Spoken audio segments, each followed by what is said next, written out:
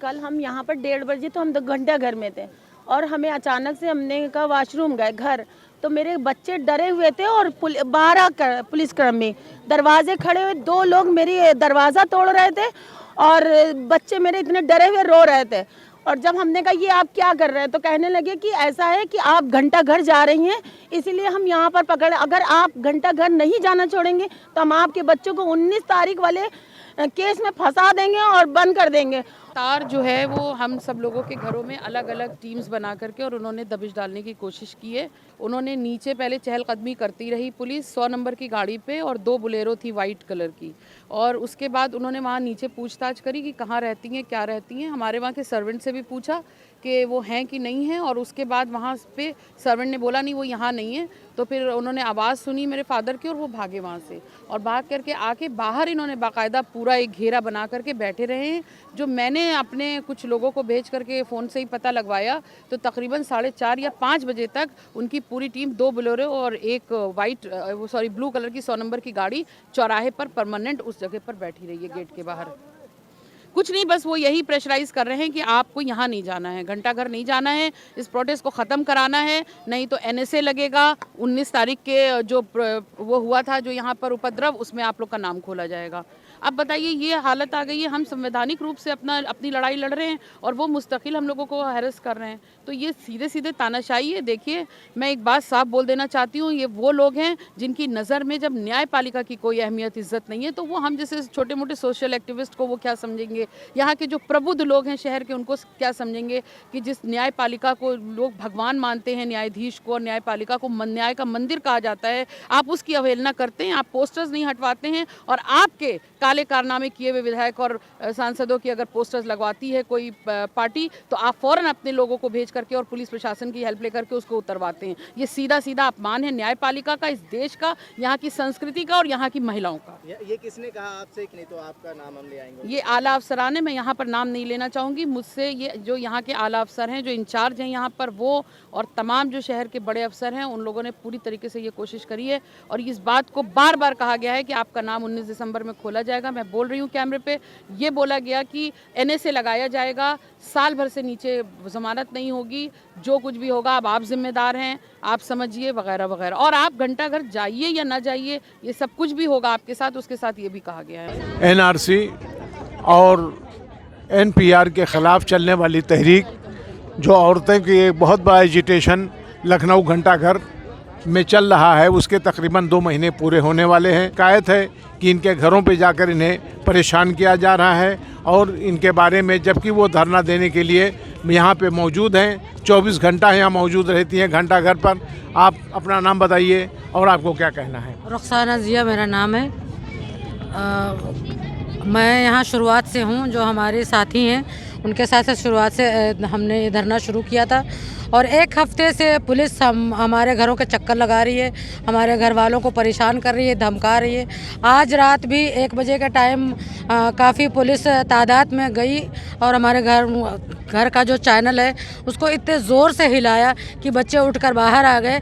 और फिर हमारे हस्बैंड बाहर आए तो उनको ये कहा कि आप अपनी बेगम को क्यों नहीं रोकते हैं धरना स्थल पर जाने के लिए। पहले हम समझा के गए थे और आप समझे नहीं, अगर अब भी नहीं समझेंगे तो हम आपका, चूँकि वो बाहर रहते हैं, कहा कि हम आपका पासपोर्ट कैंसिल करा देंगे और फिर आपके बच्चों पर जो है ना असर पड़ेगा।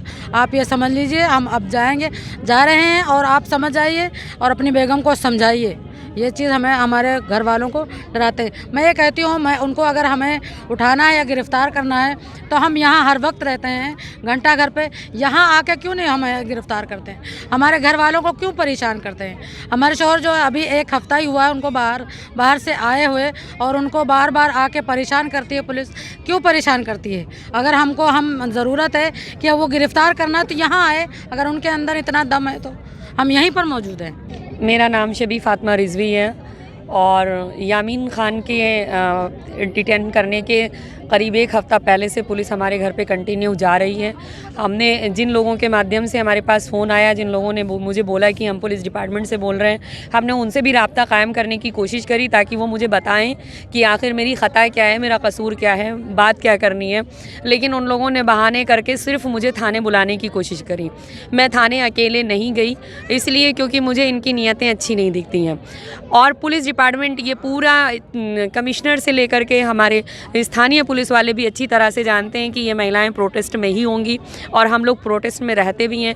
इसके बावजूद ये पता नहीं कौन सी साजिश के तहत महिलाओं को रात के अंधेरे में 1 बजे, 2 बजे, 2:30 बजे बहुत बड़ी संख्या के साथ में जा कर के उन्हें डिटेन करने की कोशिश करते हैं। उनके घरों के दरवाजे तोड़ रहे हैं, ताले तोड़ रहे हैं, उनके मोहल्ले वालों को डरा रहे हैं, धमका रहे हैं। आखिर रात में कौन सा कानून कहता है कि पुलिस जो है वो महिलाओं को अरेस्ट करने जाए? बाई चांस अगर महिलाएं इनको मौके पे मिल भी जाए तो ये उनके साथ क्या करने वाले हैं, इनकी नीयत बिल्कुल भी साफ़ नहीं है और इन पर यकीन नहीं किया जा सकता है। और मैं यहाँ पर खड़ी हूँ, मेरे पीछे पुलिस वाले खड़े हुए हैं, जो लोग हमारे घरों पे जा रहे हैं। मुझे अगर अरेस्ट करना है तो मैं घंटाघर के ऊपर खड़ी हूँ, आप मुझे यहाँ से अरेस्ट करें और इंशाल्लाह हम जेल में इनकलाब वहाँ भी बर्पा करेंगे। हम जब तक ज़िंदा रहेंगे तब तक हम इस काले कानून के ख़िलाफ़ लड़ते रहेंगे। हमारे घर पे कल रात में 2 बजे 25 से 30 पुलिस वाले पहुँचे वहाँ पर।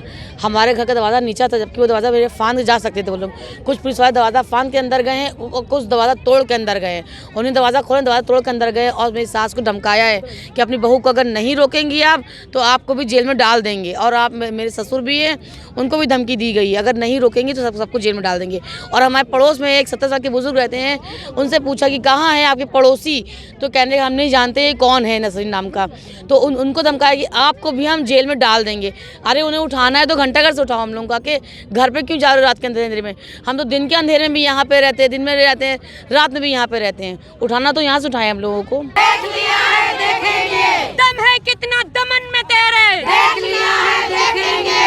इनकलाब जिंदाबाद, इनकलाब जिंदाबाद, इनकलाब जिंदाबाद। उज़्मा खातून, उज़्मा का भी कहना है कि यहाँ पे जो 24 घंटे मौजूद रहती हैं तो यहाँ पे कोई पुलिस वाला उनसे कुछ पूछने के बजाय रात के अंधेरे में उनके घरों को घेर लिया जाता है और उन्हें अरेस्ट किया जाता है। उज़्मा, आज हमें इतना वक्त हो चुका है, 2 महीना करीब है हमको होने में, तो इस तरह से पीसफुल प्रोटेस्ट हम कर रहे हैं। हम जाड़ा, गर्मी, बरसात सब झेल रहे हैं क्योंकि हफ्तों हो जाते हैं, हमें घर का खाना नसीब नहीं होता है, हमें बिस्तर नसीब नहीं होता है। तो हम तो एक अहिंसावादी लोग हैं, हम हिंसा फैलाने वाले लोग नहीं हैं। तो ये कौन सा तरीक़ा आपने अपना लिया है? रातों में दबिश डाल रहे हैं आप हमारे घरों में। इससे पहले आप हमारे शौहर को रात में उठा कर ले जाते घर से और हमें सुनसान सड़क पर फेंक देते हैं।